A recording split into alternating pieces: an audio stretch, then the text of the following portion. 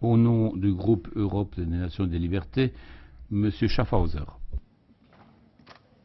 Je voudrais d'abord remercier mes collègues, une fois n'est pas coutume, pour leur pertinence sur l'analyse du Congo et plus particulièrement M. Pittella.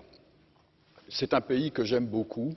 J'ai moi-même été auprès du vice-président dans la période de transition, Zaïdi Ngoma, et j'ai suivi cette transition en étant un des acteurs.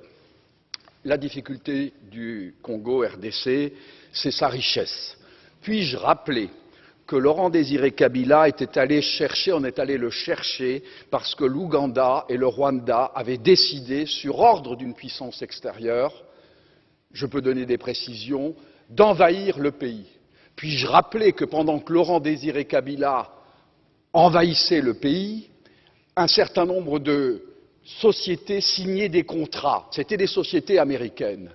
Puis-je aussi rappeler que lorsque Laurent Désiré Kabila se retourna en étant un patriote pour son pays, on décida, ici à Bruxelles, j'ai eu l'information, je peux dire de qui, il est décédé depuis, son élimination, et qu'on est allé à Washington chercher également l'ordre, et il fut éliminé 15 jours après. Et puis-je rappeler qu'on est allé chercher alors Joseph Kabila en se disant, ce jeune, on le manipulerait parce qu'il n'était pas il était de nationalité rwandaise et qu'on allait en faire un président.